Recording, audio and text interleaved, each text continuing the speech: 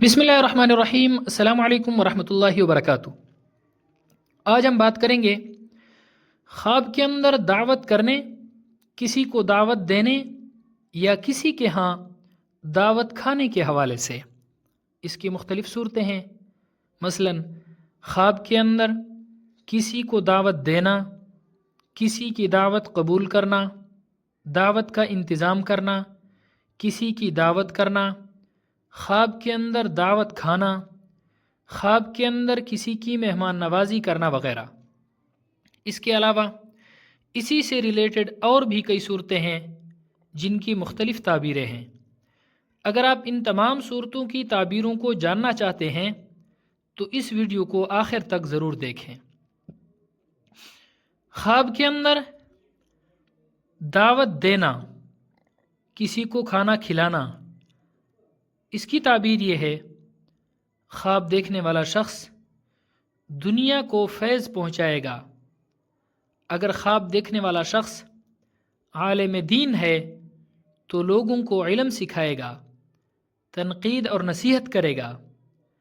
خواب کے اندر کسی کی کھانے کی دعوت کو قبول کرنا کاروبار وسیع ہونے، دولت اور نعمت والی خوشخبری ملنے کی علامت ہے۔ خواب کے اندر کسی کی دعوت کا انتظام کرنا، سکول یا مدرسہ جاری کرنے یا اس کے اندر کسی نہ کسی حیثیت کے ساتھ سکول یا مدرسے کے اندر خرچ کرنے اور لوگوں کا خادم ہونے کی علامت ہے۔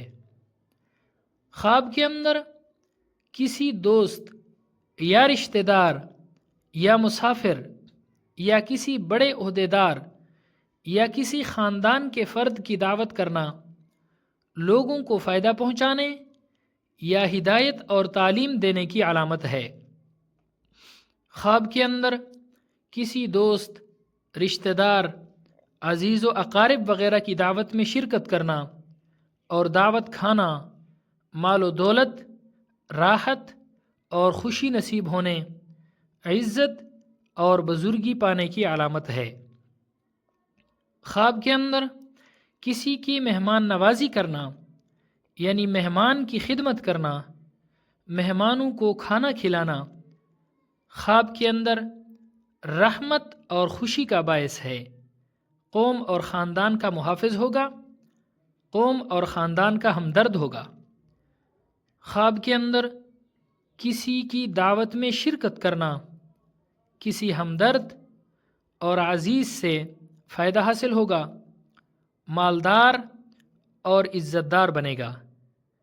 خواب کے اندر اگر دعوت میں جو کھانا کھا رہا ہے، خواب کے اندر دعوت میں جو کھانا کھا رہا ہے وہ کھانا اگر بہترین ہے، لذیذ ہے، اس کی خوشبو اچھی ہے تو اس کی تعبیر کہ یہ کھانا خیر اور خوشی کی علامت ہے۔ اگر دعوت والا کھانا بدبودار ہے، باسی ہے، اچھا نہیں، بد ذائقہ ہے تو درویشی اور بیچارگی کی علامت ہے۔ یہ خواب اچھا نہیں ہے۔ ایسا خواب دیکھنے والے شخص کو چاہیے کہ وہ توبہ استغفار کرے اور صدقہ کرے، کیونکہ صدقہ ہر آنے والی مصیبت کو ٹال دیتا ہے۔